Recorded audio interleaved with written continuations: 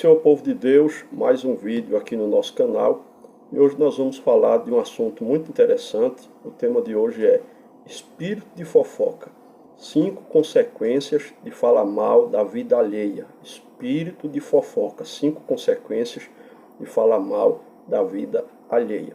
Se você se interessa por esse tipo de conteúdo, eu já quero te pedir para você se inscrever embaixo no canal, clica no sininho para receber as notificações, dá um like. E se você gostar do conteúdo, compartilhe com mais pessoas. É muito importante para que nós possamos bater a meta de 1000 inscritos e também para que mais pessoas sejam alcançadas. É importante o seu like, o seu comentário, para que o YouTube entenda que esse conteúdo é relevante e repasse para mais pessoas. Sem mais delongas, vamos lá. Espírito de fofoca, 5 consequências de falar mal da vida alheia. Em primeiro lugar, eu quero explicar o que é calúnia, difamação e injúria de acordo com o Código Penal brasileiro. A calúnia é um crime que está previsto no artigo 138 do Código Penal e consiste em culpabilizar falsamente a autoria de um crime para outrem. Para que se configure o crime de calúnia, é necessário que seja exposto publicamente um fato criminoso. Um exemplo seria divulgar na internet, como é muito comum nos dias de hoje, o nome e foto de um indivíduo como autor de um homicídio, sem ter provas necessárias. A pena pelo crime de calúnia é detenção de 6 meses a 2 anos e multa. Então, calúnia é quando alguém fala de outra pessoa que ela fez algo que na verdade ela não fez, ela não praticou. Isso é um crime no Código Penal brasileiro e dá de 6 meses a 2 anos e multa. Então é um crime sério. Já a defamação ou a difamação está no artigo 139 do Código Penal e constitui-se na prática de propagar informações falsas ou imprecisas sobre alguém, com o intuito de prejudicar sua reputação e imagem perante terceiros. Contudo, é necessário que a acusação do fato seja desonrosa e não criminoso, como, por exemplo, dizer para os demais colegas de trabalho que determinado funcionário costuma trabalhar bêbado. A pena para esse crime é detenção de 3 meses a 1 ano e multa. Então isso é a difamação. É você difamar outra pessoa, acusar uma pessoa de um fato que vai desonrar esta pessoa. Muitas das vezes a pessoa pode até ter praticado algo, mas não é porque praticou algo oculto que pode se sair divulgando, espalhando algo que vai desonrar aquela pessoa. Algo que não foi crime, não é crime, mas que está desonrando a imagem daquela pessoa. Então isso também configura difamação. A injúria, já a injúria é o crime que está previsto no artigo 140 do Código Penal e ocorre quando uma pessoa profere a outra um xingamento contendo algo desonroso ou ofensivo, atingindo a sua dignidade, honra e moral. Ao contrário da calúnia e difamação, no crime de injúria, não é necessário que terceiros tomem ciência da ofensa. O juiz pode deixar de aplicar a pena quando a pessoa ofendida tiver provocado a ofensa de forma reprovável, ou caso tenha respondido imediatamente com outra injúria. A pena para este crime é detenção de 1 a 6 meses ou multa. Agora vamos para as consequências à luz da Bíblia. Eu tratei primeiro de forma jurídica, de acordo com o que está no Código Penal, calúnia, difamação, injúria. Calúnia, artigo 138 do Código Penal, difamação, artigo 139, injúria, artigo 140 do Código Penal. Agora, quais as consequências de falar mal da vida alheia? Que espírito de fofoca é esse que tem pairado no meio de pessoas que se dizem de Deus? Isso tem entristecido muita gente, isso tem feito com que muitas pessoas saiam de igrejas, morram na fé, esse espírito de fofoca tem trabalhado muito no meio de pessoas que se dizem cristãos e estão caluniando, defamando, né, as pessoas dentro da igreja. Não devia ser assim, mas infelizmente isso acontece. A primeira consequência para quem tem esse espírito de fofoca, né, e vive fofocando da vida alheia, é que a pessoa perde a confiança. Quem é que confia mais em alguém que fala pelos cotovelos, como diz o ditado, né? Provérbios capítulo 20, versículo 19 diz: o que anda tagarelando revela o segredo. Não te intrometas com o que lisonjeia com seus lábios. Então, se você confiar um segredo para essa pessoa, ela vai tagarelar, ela vai levar para muita gente, às vezes quando a cidade é pequena, que é o nosso caso aqui em Gravatá, Pernambuco. Então, a pessoa que vive tagarelando, fofocando, ela não é digna de confiança. Então não se pode contar segredos, porque vai ter uma hora que ela vai falar, vai expor a vida da pessoa. Algumas no momento que tem algum problema, uma briga, raiva, um desentendimento, aí vai contar o segredo. Outras são tão fofoqueiras que nem precisa ter nenhum desentendimento, a língua coça, né, como se diz, para falar o segredo de alguém, para contar o segredo de alguém, para falar da vida dos outros. Então esse espírito tem trabalhado muito no meio da igreja, principalmente em cidades do interior, em capitais. Já morei em São Paulo, capital, e lá a gente não via tanto essas fofocas, porque o povo não tem tempo, sai cedo de casa, chega tarde, todo mundo trabalhando. Mas no interior, que ainda impera mais aquela questão do homem trabalhar, a mulher fica em casa, e até mesmo os homens, né, fofocam no trabalho, em casa, na igreja, conseguem tempo, em vez de tomar conta da sua vida, para querer tomar conta da vida dos outros.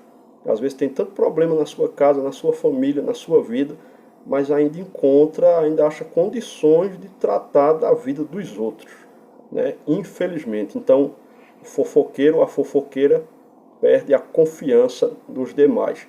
A segunda consequência é que a fofoca é abominável aos olhos de Deus. É o que está em Provérbios capítulo 6, versículos 16 ao 19. Estas 6 coisas o Senhor odeia, e a sétima a sua alma abomina: olhos altivos, língua mentirosa, mãos que derramam sangue inocente, o coração que maquina pensamentos perversos, pés que se apressam a correr para o mal. E o versículo 19, a testemunha falsa que profere mentiras e o que semeia contendas entre irmãos. Deus abomina quem profere mentiras, quem é testemunha falsa, quem semeia contenda entre os irmãos. Sabe, pessoas que querem colocar um contra o outro, se encontra com um, fala do outro, se encontra com o outro, fala daquele anterior. É um personagem tipo coxinha, né? Que aparecia muito aí na internet, de uma TV lá do Ceará, uns bonecos, tinha um coxinha lá, que ele falava bem com a pessoa, exaltava aquela pessoa, quando a pessoa saía, falava mal da pessoa, falava pelas costas, como se costuma dizer. Então esse é o verdadeiro fofoqueiro, a fofoqueira que vive fazendo intriga entre os irmãos, contenda entre os irmãos, e Deus abomina. A terceira consequência do fofoqueiro é que eles serão destruídos. É isso mesmo, está no Salmo 101, versículo 5. Aquele que murmura do seu próximo às escondidas, eu o destruirei. Aquele que tem olhar altivo e coração soberbo, não suportarei. Então quem vive murmurando do seu próximo às escondidas, fofocando, falando mal do seu próximo às escondidas, Deus diz que destruirá, não é a fofoca, Deus vai destruir o fofoqueiro. Deus não fica irado só com a prática, como alguém pensa. Deus fica irado também com a pessoa que está praticando aquela prática. Então esse negócio que Deus ama o pecador, mas abomina o pecado. Então essa questão de dizer que Deus ama o pecador, mas abomina o pecado, Na verdade, quando a pessoa está praticando uma abominação aos olhos de Deus, Deus abomina a pessoa também.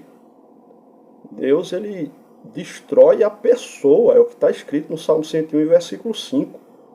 Então a abominação não é só a prática, mas a pessoa também que está praticando aquilo ali. Quando alguém faz algo contra você, você fica triste só com a prática da pessoa ou fica triste com a pessoa? Então Deus, ele se entristece com o que a pessoa faz, mas quem fez não foi a pessoa, então Deus também fica triste com a pessoa. Então essa afirmação aí que Deus ama o pecador, mas aborrece o pecado, na verdade, em parte, há uma inverdade nisso aí. Porque Deus, ele odeia o pecado, mas também a pessoa que pratica o pecado, né?